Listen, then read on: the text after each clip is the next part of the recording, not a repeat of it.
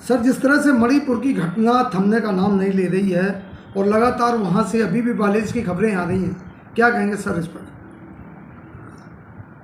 ये मणिपुर की घटना जो है ये एक बहुत बड़ी घटना है और ये मणिपुर तो जल ही रहा है।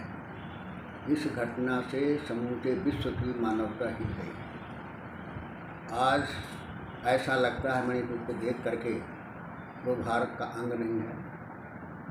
ऐसा लगता है कि उसका कोई माई बाप नहीं है, उसकी कोई सरकार नहीं है, उसकी आवाज़ सुनने वाली कोई व्यवस्था नहीं है और वहाँ के लोग हताश हैं, निराश हैं जिस तरह से घटनाक्रम हो रहा है।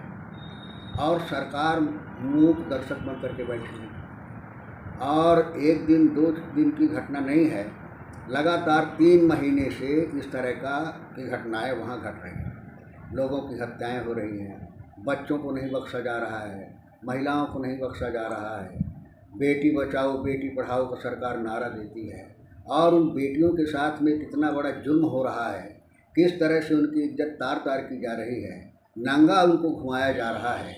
और ये देख करके भी जिस सरकार का दिल न पसीजे, तो सरकार ये देखने के बावजूद भी बयान देने के लिए तैयार नहीं हो, कोई कठोर कदम उठाने के लिए तैयार नहीं हो, किसी जनता के जनप्रतिनिधियों के सवालों का जवाब देने की स्थिति में नहीं हो, इससे बड़ा दुर्भाग्य देश के लिए क्या हो सकता है। लेकिन सर, विदेश की संसदों में, जो विदेश की संसद है, कई कई देशों में ये मणिपुर की चर्चा उठ रही है, चाहे वो ब्रिटेन हो और तमाम संसद में, और देश की संसद में कब चर्चा होगी इसकी? तो वही कह रहे हैं कि दुर्भाग्यपूर्ण है कि ये सरकार जो जनतंत्र से जनता का विश्वास, सबका साथ और केवल 2 आदमी का विकास, इस फार्मूले पर ही सरकार चल रही है। आज उसके परवाह नहीं है, इतना तानाशाही के नशे में डूबी हुई है कि दुनिया क्या कह रही है। दुनिया भी देख रहे हैं, उनको पता ही नहीं है। उनको लगता है कि माने मणिपुर में जो हो रहा है केवल मणिपुर के में ही दिखाई दे रहा है, वहीं के लोग जान रहे हैं। उनको ये भी आभास नहीं है कि नृत्य जो काला ये हो रहा है, इसको सारी दुनिया देख रही है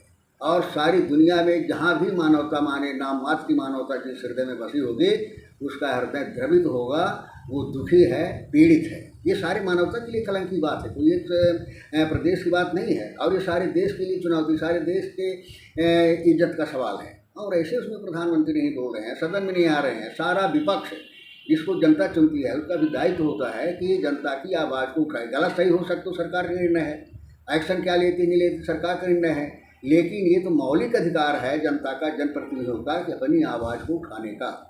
और जनतंत्र में सरकार किसी दल की नहीं होती है, व्यक्ति नहीं होती है, देश की सरकार होती है, जनता की सरकार होती है।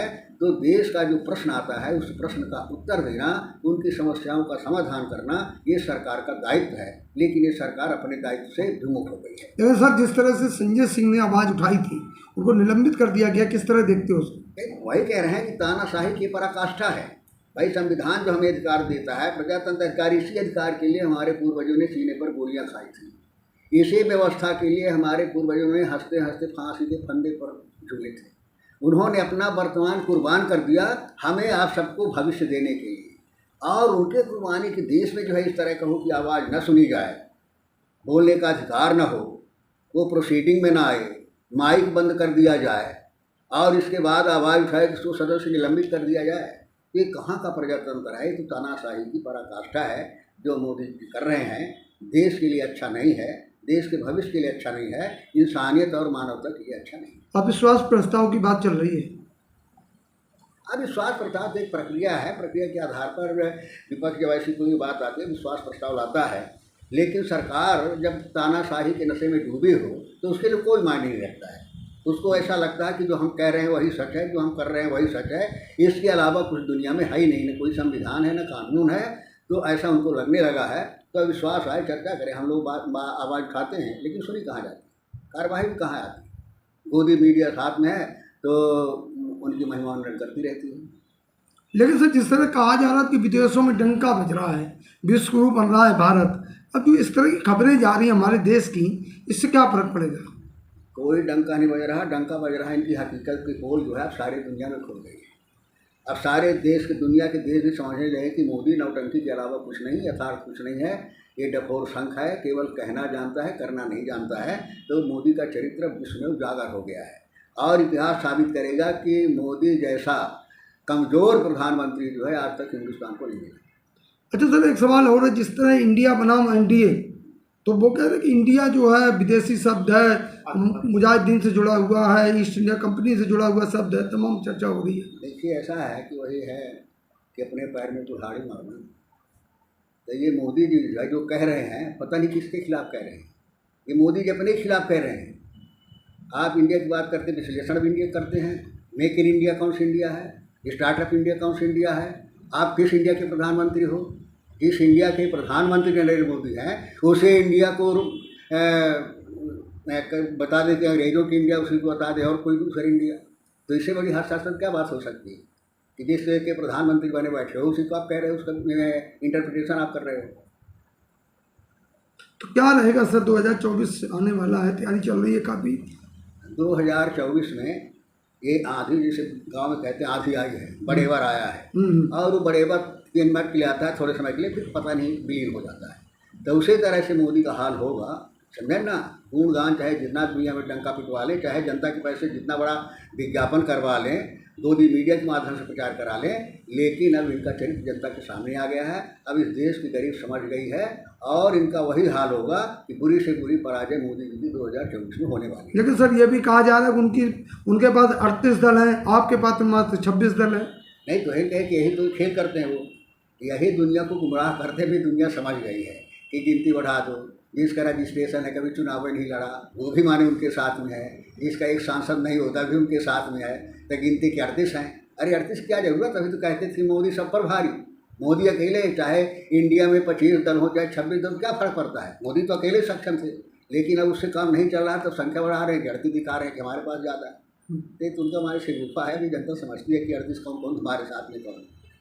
तो सर एक सांसद है मनोज तिवारी जी, दिल्ली सांसद हैं, उन्होंने भी विवादित बयान उनके, लेकिन भाजपा जब भी विवादित बयान देता कोई नेता, उस पर गौर नहीं किया जाता है। उनका चरित्र ही ये है, इसका जो करैक्टर होता है उसी करैक्टर के आधार पर काम करता है। भारतीय जनता पार्टी का बुनियादी करैक्टर भी यही है कि बात कुछ करेंगे, करेंगे कुछ है। आप ये बताइए कि जिस प्रधानमंत्री को इस देश की जनता के सामने क्या वादा कर रहा है, क्या कमिटमेंट कर रहा है, किस चीज़ की सौगंध खा रहा है, और उसके बाद उससे कोई नाता नहीं उसका, कोई रिश्ता नहीं उसका, तो इसको क्या कहेंगे। गाय को 4 डंडा मार दीजिए तो बजरंग दल आएगा, गौ माता है, गौ माता की बात करते हैं, गौ माता की रक्षा की बात करते हैं। चेरा पूंजी में चले जाइए, गौ माता लटकाए हुए हैं मार करके दुकानों में। क्या हिंदुस्तान में नहीं है? क्या मोदी को नहीं दिखाई देता? बीफ जो है तो सबसे अधिक निर्यात इस देश में वर्तमान में हो रहा है, तो क्या मोदी के भारत में नहीं हो रहा है? वो कहाँ से हो रहा है?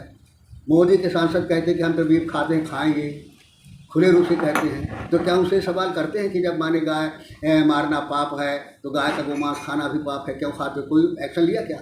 तो इनकी बात करने के कुछ होते हैं, इनके पास केवल नारे हैं, स्लोगन्स है, और बाकी यथार्थ में केवल इनका लक्ष्य ही है कि किस तरह से ये देश पूंजीपतियों के हवाले हो जाए और इस देश के 90% जो किसान हैं, मजदूर हैं, दलित हैं, किसान मेहनत करने वाले लोग हैं, वो गुलामी की ज़िंदगी जिए। ये उनका एजेंडा है जिसमें वो काम कर रहे हैं।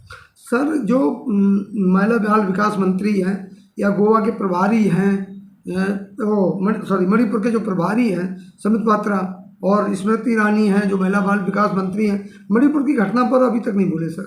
एक बोले बताया ना कि बोलते नहीं हो तो सोचते हैं कि किसी तरह से कैसे क्रश किया जाए जनतंत्र को, कैसे क्रश किया जाए लोगों के स्वाभिमान और सम्मान को, किस तरह से छीना जाए उनके हक और अधिकार को। जब ये सारे अधिकार छीन जाएंगे, कुचले जाएंगे, तभी तो गुलाम बनेंगे, तभी तो कमज़ोर होंगे।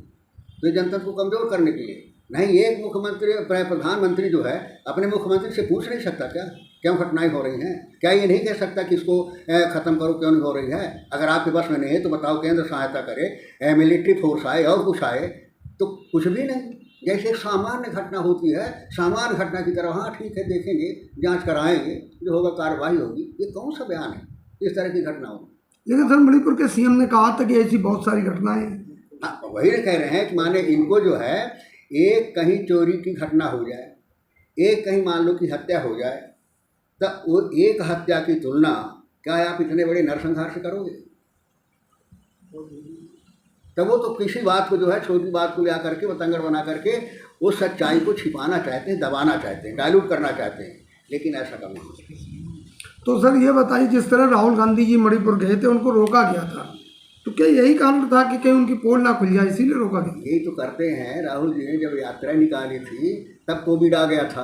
कोविड है, निकलना नहीं चाहिए, अनुमति नहीं मिलेगी, केवल इसी वजह से कि माने इसके माध्यम से कहीं हमारी पोल ना खुले। लेकिन जब राहुल गांधी ने कहा कि हम अकेले निकले लेकिन निकलेंगे, तो जब निकले तो आपने देखा क्या हासिल हुआ। तो इस तरह से जो है इनकी नीयत ही ये है कि माने सच्चाई पर पर्दा डालना, हकीकत सामने जनता के ना आए, उसी के आधार पर सारी कार्रवाइयाँ हो रही। तो सर जिस तरह आज घोषणा हुई है जो आपका सर्वदलीय दल जा रहा है इंडिया का, तो इससे क्या फर्क पड़ेगा? फर्क पड़े न पड़े, सबका फर्क अलग है, अपना दायित्व अलग है। हमारे संसद लोग जा रहे हैं, जनप्रतिनिधि हैं, जनता के चुने हुए प्रतिनिधि हैं। वो जाएंगे वहाँ और सच्चाई क्या और हकीकत क्या और बारीकियाँ क्या है, उसके आगे पीछे क्या है, वो सारे तथ्य की जानकारी लाएंगे, सदन में उठाने का प्रयास करेंगे, सरकार को देंगे। अब सरकार तानाशाह हो जाए ना सुने, सरकार का काम है, लेकिन अपना काम विपक्ष का। मध्यस्थता का काम होगा क्या?